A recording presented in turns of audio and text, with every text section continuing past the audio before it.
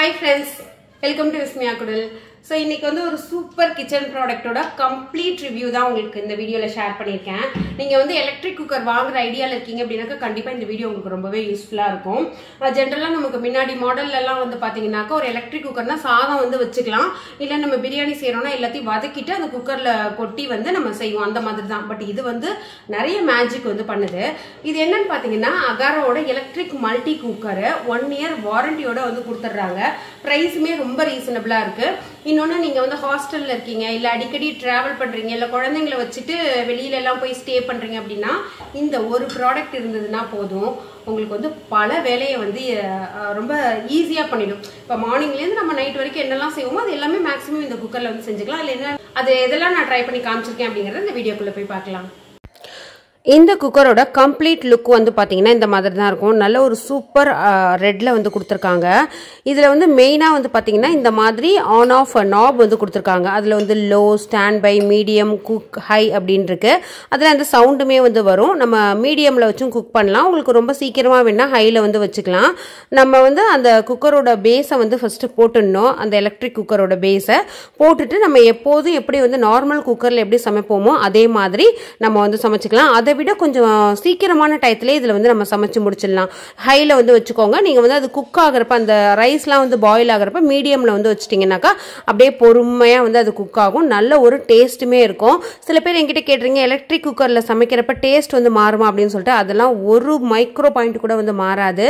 So நம்ம நார்மலாக குக்கரில் வந்து எப்படி செய்வோமோ அதே டேஸ்ட் வந்து இந்த எலக்ட்ரிக் குக்கர்லேயுமே வந்து மெயின்டைன் ஆகும். இதோட பேஸ் வந்து எலக்ட்ரிக்கில் இருக்குது. நம்மளோட குக்கரில் வந்து கேஸ் ஸ்டவ்லேருந்து நமக்கு ஹீட் வந்து ப்ரொடியூஸ் ஆகுது. அவ்வளோதான். ஸோ மற்றபடி எல்லாமே வந்து சேமாக தான் இருக்கும். இன்னொன்று நம்ம வந்து ஹாஸ்டலில் இருக்கிறப்ப இண்டக்ஷன் வந்து வாங்கிப்போம். ஆனால் அதுக்கு எப்படியும் இண்டக்ஷன் வந்து ஒரு 2000 rupees வருது அப்படின்னு சொல்லி வச்சுக்கோங்களேன். அதுக்கு நம்ம தனியாக நிறைய பாட் வாங்கணும். ஏன்னா சமைக்கிறதுக்கு இப்போ சாதம் வைக்கணும்னா அதுக்கு தனியாக வாங்கிக்கணும், சாம்பார் வைக்கணும்னா அதுக்கு தனியாக வாங்கிக்கணும்.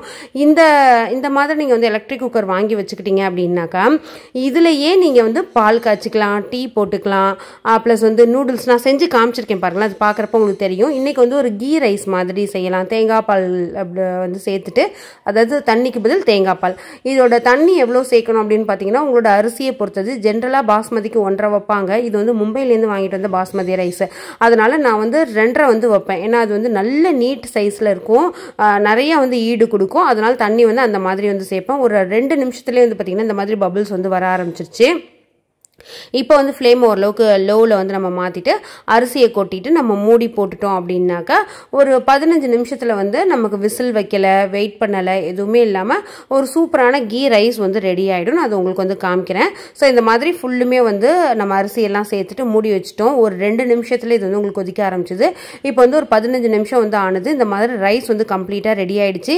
இதை நீங்கள் ஹாட் பாக்ஸ் மாதிரி அந்த ஸ்டாண்ட் மோடில் வச்சுட்டீங்க அப்படின்னாக்கா உங்களுக்கு வந்து அப்படியே ஹீட்டாகவே இருக்கும். ஹீட்டாகவே மெயின்டைன் ஆகிக்கிட்டே இருக்கும்.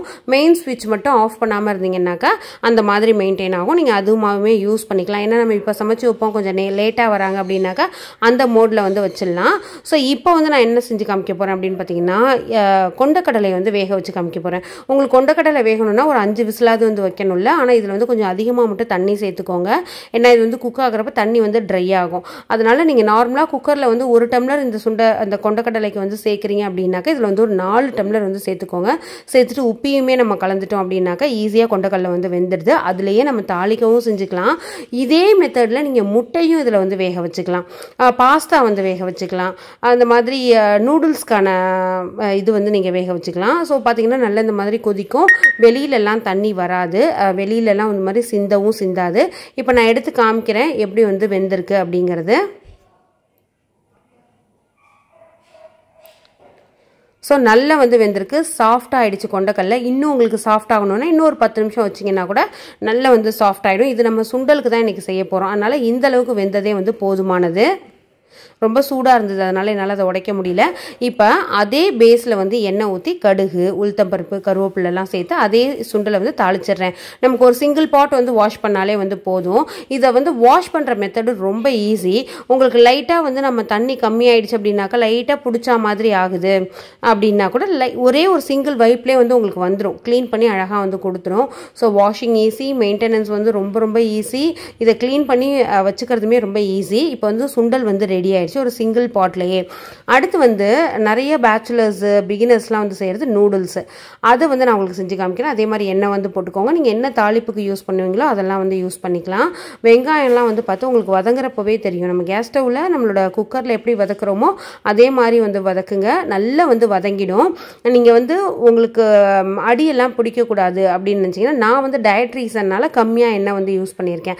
ஜென்ரலாக அடி பிடிக்காது. நீங்கள் மீடியமில் வச்சிங்கன்னா ஹையில் வச்சாலுமே வந்து உங்களுக்கு லைட்டாக ஒட்டக்கூடாது அப்படின்னு சொல்லி நினச்சிங்கன்னா கொஞ்சம் எண்ணெய் தாராளமாக ஊற்றிட்டிங்கன்னா உங்களுக்கு வந்து ஒட்டாது. ஸோ இப்போ வந்து அதோட மசாலா வந்து சேர்த்துட்டு தண்ணி ஊற்றி இது கொதிச்சதுக்கு அப்புறமா நம்ம நூடுல்ஸை போட்டோம்னா ஒரு 5 நிமிஷத்தில் நூடுல்ஸும் வந்து ரெடி ஆகிடுது.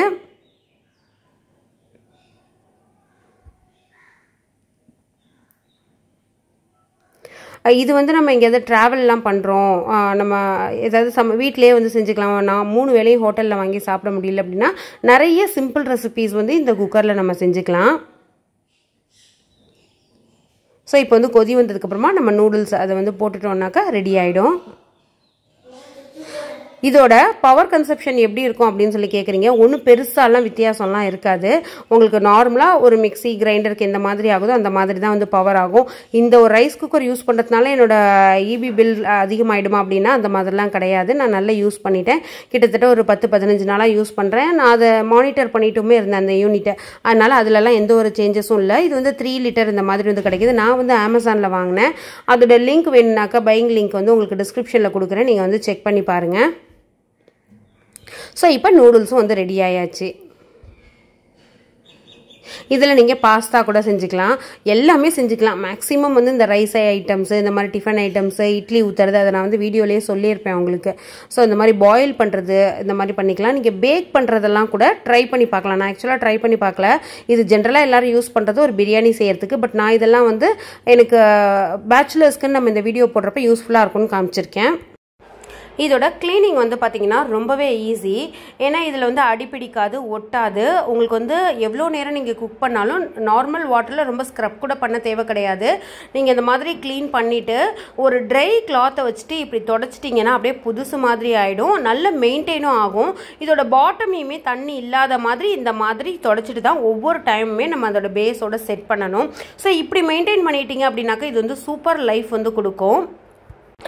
பாட்டமோட தண்ணி இருந்தது அப்படின்னா அது அப்படியே வந்து அந்த எலக்ட்ரிக் குக்கரில் வந்து வச்சிட வேண்டாம். இந்த மாதிரி ஒவ்வொரு டைமும் நீங்கள் யூஸ் பண்ணுறப்ப நல்லா வந்து தொடச்சிட்டு வச்சிங்கன்னா நல்ல ஒரு லைஃப் இருக்கும். ஸோ இந்த வீடியோவில் நம்ம காமிச்சது மட்டும் இல்லாமல் இதில் வந்து நீங்கள் எக்கு வந்து பாயில் பண்ணிக்கலாம். நான் சொல்கிறது இப்போ ஹாஸ்டலில் இருக்காங்க அப்படின்னாக்கா அது ஒரு இண்டக்ஷன் ஸ்டவ் வந்து தூக்கிட்டு போக தேவை கிடையாது. டீ வந்து போட்டுக்கலாம், பால் வந்து காய்ச்சிக்கலாம். இந்த மாதிரி நிறைய ஐட்டம்ஸ் வந்து நம்ம இதில் வந்து செஞ்சுக்கலாம். அதெல்லாம் வந்து நான் உங்களுக்கு ஷேர் பண்ணலை. இப்போ வந்து உங்களுக்கு இதுக்கு மேட்சாக வந்து ஒரு இட்லி பிளேட் இருக்குது அப்படின்னாக்கா நீங்கள் ஒரு ஸ்டாண்டு மாதிரி வந்து இட்லி வந்து வேக வச்சுக்கலாம். ஸோ இந்த மாதிரி நிறைய விஷயங்கள் வந்து இதில் நம்ம செஞ்சுக்கலாம். அதனால தான் மல்டி குக்கர் அப்படின்னு சொல்லியிருக்காங்க. ஃப்ரெண்ட்ஸ், இந்த ஒரு ப்ராடக்ட்டோட ரிவ்யூ வந்து உங்களுக்கு பிடிச்சிருக்குன்னு சொல்லி நம்புறேன். வீடியோ பிடிச்சினா லைக் பண்ணி ஷேர் பண்ணுங்கள். இந்த மாதிரி என்னெல்லாம் ப்ராடக்ட்ஸ் நம்மளோட சேனலில் ரிவ்யூ பண்ணணும் அப்படிங்கிறத மறக்காமல் கமெண்ட் செக்ஷனில் ஷேர் பண்ணுங்கள். Thank you, by.